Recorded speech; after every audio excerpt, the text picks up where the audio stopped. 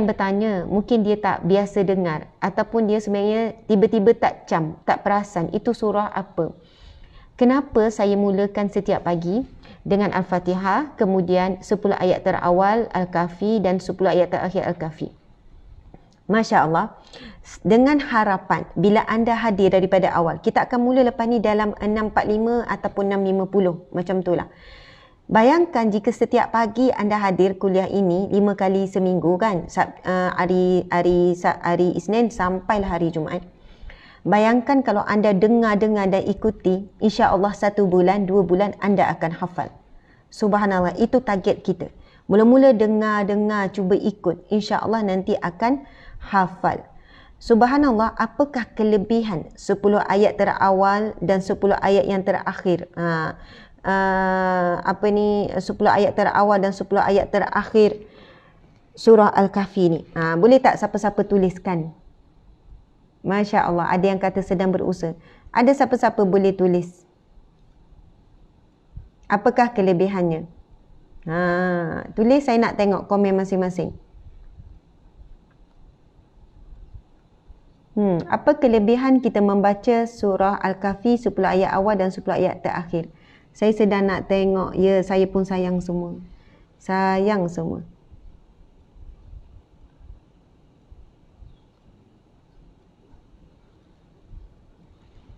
Tengok, insya-Allah. Amin. Lindungi daripada Dajjal. Ya, elak fitnah Dajjal. Lagi? Terlepas daripada fitnah Dajjal. Ya, Masya Allah. Melindungi. Betul ke Ustazah? Dapat lindungi daripada fitnah Dajjal. Masya Allah. Allahu Akbar. Ramai yang alim, ramai yang tahu ni. Okey. Sahabat-sahabat dimati Allah sekalian. Saya nak membacakan satu hadis Nabi SAW. Hadis sahih. Riwayat Muslim 1342. Ini merupakan hadis sahih, sahabat-sahabat sekalian. Maksudnya bila sebut hadis sahih, hadis yang kita tidak ragu ia datangnya daripada Nabi Muhammad SAW. Maka apa yang disampaikan oleh Rasulullah juga datangnya daripada Allah Subhanahu Wa Taala. Kerana ia merupakan wahyu. Hadis Nabi juga wahyu daripada Allah dengan perkataan Nabi Muhammad SAW. Kita kena faham satu perkara, Dajjal juga adalah makhluk yang Allah ciptakan. Dan cara untuk berlindung daripada fitnah Dajjal, Allah yang tahu. Allah yang tahu. Lalu Allah sampaikan kepada Nabi Muhammad SAW untuk disampaikan kepada kita. Soal bagaimana ayat ini, surah ini boleh membantu kita berhadapan dengan fitnah Dajjal, itu kita serahkan kepada Allah Subhanahu Wa Taala. Masya Allah.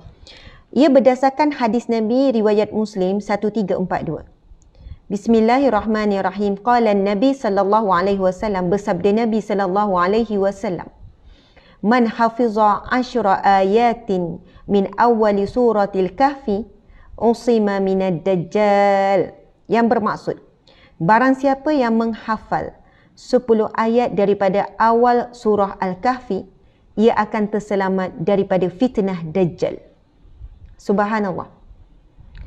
Saya ulang lagi sekali, Nabi SAW bersabda, ia adalah hadis sahih yang tidak diragui datangnya daripada Nabi.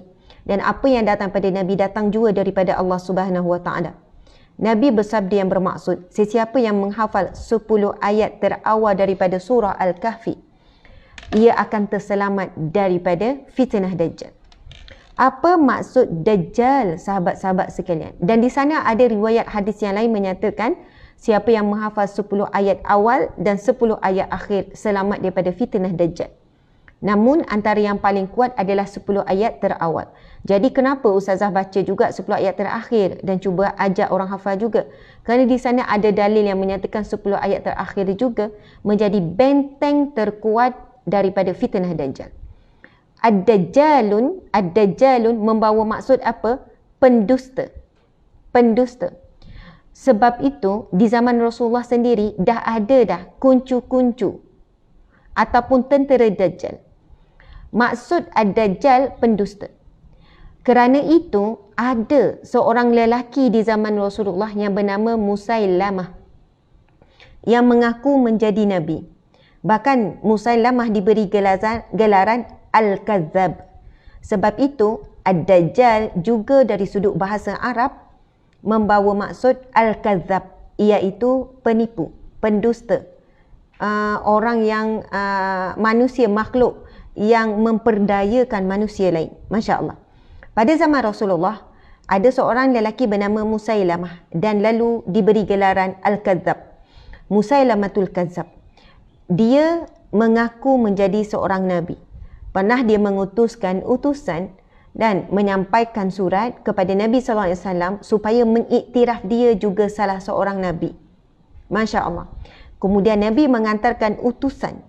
Nabi menghantarkan utusan daripada sahabat Nabi, seorang yang beriman, seorang yang soleh. Cuma saya lupa, mungkin Encik Suami boleh cari. Nabi hantarkan utusan untuk menyampaikan apa jawapan Rasulullah. Dan akhirnya Musailamah dan juga nak kata tentera ataupun puaknya, orang yang menyokongnya, menyeksa utusan ini sehingga mati. Membuatkan Nabi sangat duka cita dan sangat bersedih. Tuan-puan sekalian, kuncu-kuncu Dajjal telah pun jelas keluar pada zaman Rasulullah lagi. Masya Allah.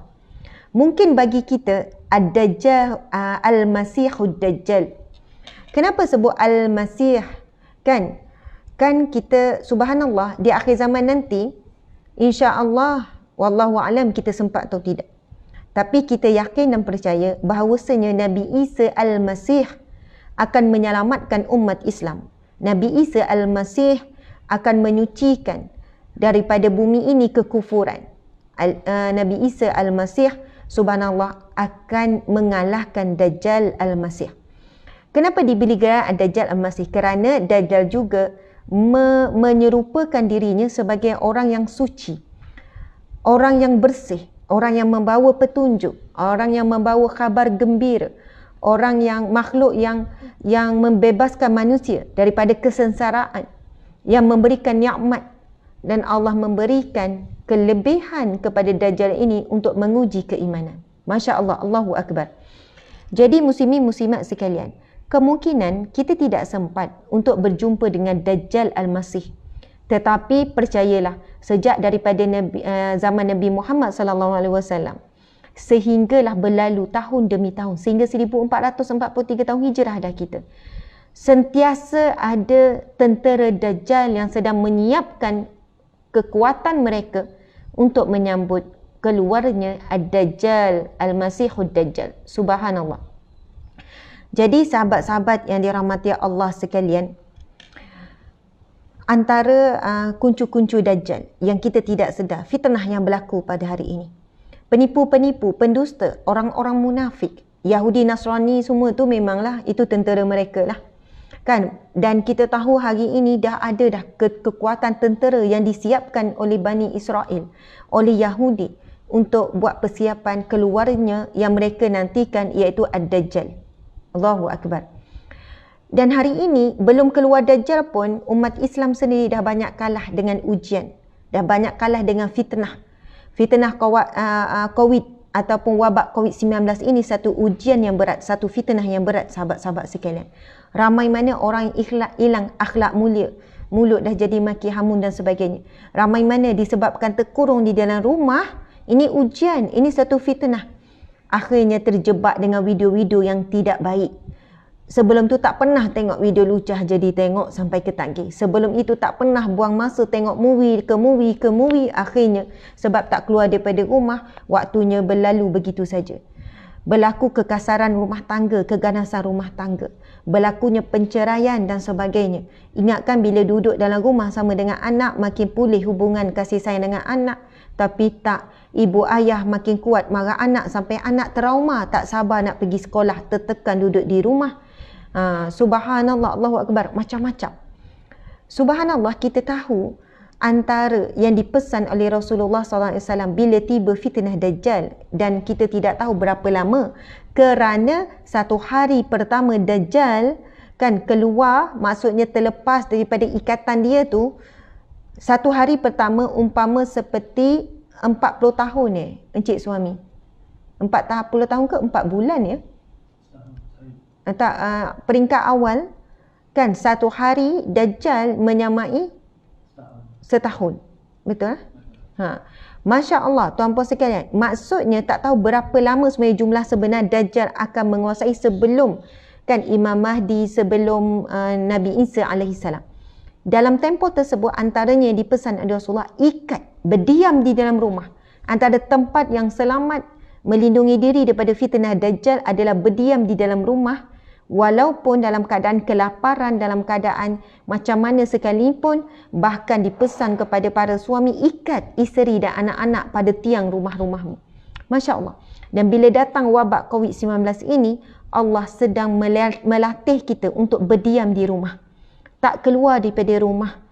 Kan, cuba sesuaikan diri berdiam di dalam rumah, berkurung di dalam rumah, dan waktu yang sama meningkatkan amal ibadah, amal soleh dan sebagainya. Mudah-mudahan nanti bila keluar betul Dajjal dalam tempoh kita tak tahu, dan bahayanya sudah tentu lebih bahaya daripada fitnah wabak COVID-19 ini sendiri, kita tetap teguh berdiam, redha, bersedia. Sebab apa? Manusia yang diuji Allah untuk bertemu dengan fitnah Dajjal, inilah golongan antara yang terkuat di kalangan umat Islam, yang terpilih untuk berhadapan dengan fitnah Ad-Dajjal. Subhanallah, Allahu Akbar. Okey, antaranya hadis Nabi SAW. Rasulullah SAW menyebut tentang Dajjal sampai kita berkata, "Ya Rasulullah, berapa lama dia di bumi?" Rasulullah menjawab, ini hadis sahih riwayat Muslim ya, selama 40 hari. Hari seperti setahun, hari seperti sebulan, dan hari seperti seminggu, dan seluruh harinya seperti hari-hari kalian. Mereka berkata, pada hari itu apakah memadai bagi kamu solat seperti sekarang? Kata Nabi, tidak. Maka hendaknya solat sebagaimana kadar seperti biasanya. Subhanallah. Nabi menjelaskan ada harinya Dajjal itu, walaupun satu hari umpama seperti 40 hari. Satu hari umpama seperti 40 hari. Dan ada satu hari umpama seperti seminggu. Maksudnya lamanya satu hari bagi Dajjal itu, satu hari menyamai 40 hari bila Dajjal itu berada dan keluar. Allahu Akbar. Anggaran lebih kurang setahun. Wallahu a'lam, tuan-puan yang dirahmati Allah sekalian. Ketika itu Dajjal boleh mengubah suatu kawasan. Satu kawasan yang subur menjadi kering kontang. Manakala satu kawasan yang kering kontang boleh jadi subur dan sebagainya. Dan Dajjal boleh menghidupkan orang mati, akan menyeksa dan sebagainya dengan tentera-tenteranya yang sedang menguasai bumi, yang sedang menguasai segala-galanya. Tetapi tuan-puan sekalian, sebab itu kita kena berjuang untuk menghafal 10 ayat awal Al-Kahfi dan cuba memahami. Dan cuba perhatikan ayat yang ke-10 surah Al-Kahfi. Itu adalah doa Ashabul Kahfi, pemuda Al-Kahfi. 7 orang pemuda Al-Kahfi berdoa dengan Allah dengan doa ayat yang ke-10 surah Al-Kahfi. Bismillahirrahmanirrahim. Rabbana atina min ladunka rahmah wa hayyi lana min amrina rasyada. Yang bermaksud, ya Allah, Rabbana atina, kurniakanlah kepada kami, min ladunka, daripada sisimu, rahmah. Wa hayyi lana, dan tunjukilah kepada kami, min amrina rasyada, dalam urusan kami, petunjukmu yang jelas. Subhanallah. Doa ini dimohon oleh Ashabul Kahfi ketika pemuda ini menyelamatkan diri mereka daripada fitnah ketika itu, daripada ujian yang menguji akidah mereka. Mereka hidup di saat di bawah pemerintahan raja yang zalim. Dikatakan nama raja itu Daqyanus. Seorang raja yang zalim yang memaksa rakyat dia untuk keluar daripada mengesakan Allah, kepada menyembah selain daripada Allah. Dan kaedah dan caranya sangat zalim. Diseksa, dibunuh dan sebagainya. Maka 7 orang pemuda, orang muda tuan-puan sekalian, sanggup meninggalkan kampung halaman, ibu ayah, mungkin ada perniagaan, mungkin ada tanaman, mungkin ada kebun tuan-puan sekalian. Dan mereka menyelamatkan diri bukan kerana takut dengan kematian, bukan kerana takut dengan, ni cerita Ashabul Kahfi sikit ya, bukan kerana takut dengan diseksa, tetapi yang mereka khawatir adalah sekiranya mereka mati terbunuh, maka siapa yang nak menyambung perjuangan, nak menyampaikan kebenaran tentang mengesakan Allah Subhanahu Wa Taala. Jadi tujuan mereka menyelamatkan diri antaranya adalah untuk meneruskan perjuangan menyampaikan ilmu. Subhanallah, berdakwah. Dan on the way mereka menuju ke tidak tahu lagi arah mana nak pergi ni. Mereka tahu mereka kena keluar daripada negeri itu. Mereka perlu menuju satu tempat tetapi belum tahu ke mana. Lalu mereka berdoa kepada Allah Subhanahu Wa Taala. Rabbana, wahai Tuhan kami. Atina, kurniakanlah kepada kami. Min ladunka rahmah, daripada sisimu rahmat. Bila kita mohon rahmat daripada Allah, rahmat itu maksud dia sangat luas. Tak ada pun satu definisi rahmat ialah sekian-sekian. Rahmat itu boleh jadi datang dalam bentuk pertolongan Allah berupa rizki bila kita dalam keadaan kesempitan. Boleh jadi dalam bentuk kesihatan jika kita mohon ketika kita sedang sakit. Boleh jadi dalam keadaan yang mana Allah memuliakan dan meninggi dan membersihkan nama kita tatkala kita difitnah. Maksudnya rahmat ini luas, iaitu pertolongan Allah dalam apa jua keadaan yang kita lalui. Mereka minta rahmat Allah, belah kasihan Allah, pertolongan Allah. Wahayyi lana min amrina rasyada. Dan tunjukilah, bimbinglah kami, pimpinlah kami dalam urusan kami ini ya Allah, dalam perjuangan kami ini ya Allah, petunjukmu yang jelas. Subhanallah, Allahu Akbar.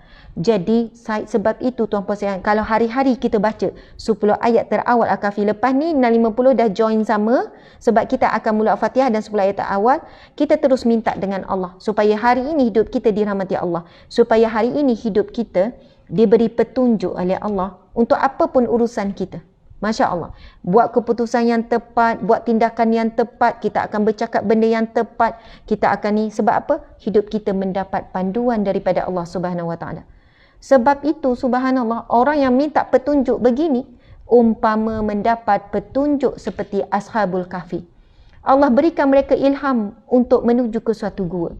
Lalu bila masuk ke dalam gua tersebut, mereka ditidurkan oleh Allah selama 300 tahun lebih. Selama 300 tahun lebih tuan-puan sekalian. Dan bila mereka bangkit bangun, mereka saling bertanya, agak-agak berapa lama ya kita tidur? Lalu salah seorang menjawab, mungkin setengah hari. Yang kedua menjawab, mungkin 1 hari kot kita tidur. Subhanallah. Kenapa para pemuda Al-Kahfi hanya meneka setengah hari ataupun 1 hari? Kerana tidak ada apa-apa perubahan pada diri mereka walaupun dah 300 tahun lebih. Tak adalah sampai janggut, labur, tak adalah sampai misai ni, tak adalah muka nampak tua berkedut, tak. Mereka bangun dalam keadaan asal. Sebab itu mereka hanya menjangkakan mungkin setengah hari. Ini disebut di dalam Al-Quran ya, dalam surah Al-Kahfi. Ada yang jawab pula mungkin 1 hari. Seorang lagi kata, begini, cadangan saya kamu keluar. Bawa ni cari pergi pasar, keluar cari pergi pasar untuk cari makanan. Bila keluar semua orang pelik. Sebab bila dia keluarkan duit, dirham, untuk berurusan di pasar, semua orang pelik. Sebab ini duit yang 300 tahun yang lepas. Ini duit lama ni. Macam mana orang ni boleh guna? Akhirnya terbongkarlah kan, sampailah. Dan ketika mereka bangun itu, saat itu subhanallah, negaranya kan, tempatnya sudah pun dipimpin ataupun telah pun rajanya adalah orang yang beriman, orang yang soleh. Subhanallah, Allahu Akbar. Barulah mereka tahu berapa lama mereka tidur sebenarnya ditidurkan oleh Allah Subhanahu Wa Taala. Mereka mohon apa? Rahmat, pertolongan Allah. Allah tidurkan dan diceritakan Allah sewaktu mereka tidur, Allah membolak-balikkan mereka. Kiri, kanan, menggerak-gerakkan mereka supaya mereka tidur dalam keadaan yang baik, tak rosak tubuh badan sebab tidur lama sangat. Kemudian Allah hilangkan rasa lapar dan Allah pelihara zahir dan batin. Ini adalah kisah yang sahih. Kalaulah kita anggap ini satu perkara yang luar biasa, bagi Allah biasa. Memang luar biasa tuan-puan sekalian. 300 tahun tak makan, tak minum, tak apa, Allah boleh buat perkara tersebut. Dan cerita ini dirakam dalam surah Al-Kahfi. Dan doa Ashabul Kahfi sampai Allah beri kurniaan seperti itu kepada mereka adalah ayat yang ke-10 surah Al-Kahfi. Dan kita tahu, Masya Allah, Nabi SAW bersabda, barang siapa yang menghafal 10 ayat, ini hadis sahih riwayat Muslim tanpa ragu, barang siapa yang menghafal 10 ayat Al-Kahfi, maka dia akan selamat daripada fitnah Dajjal. Sebelum keluar betul Dajjal yang sebenar, berlaku dah pelbagai fitnah. Setiap hari ada fitnah. Fitnah maksudnya ujian, demi ujian yang menguji keimanan. Sebelum Dajjal Al-Masih keluar untuk menguji keimanan dan ketakwaan, subhanallah, keluar dulu kuncu-kuncu fitnah-fitnah kecil Dajjal setiap hari. Contohnya ujian kita dengan gadget, ujian kita dengan FB, ujian kita dengan IG, pelbagai bentuk ujian-ujian. Jadi tuan puan sekalian, insya-Allah dengan kita beramal ini melindungi kita, Allah beri kita hidayah, Allah beri kita rahmat dan sebagainya.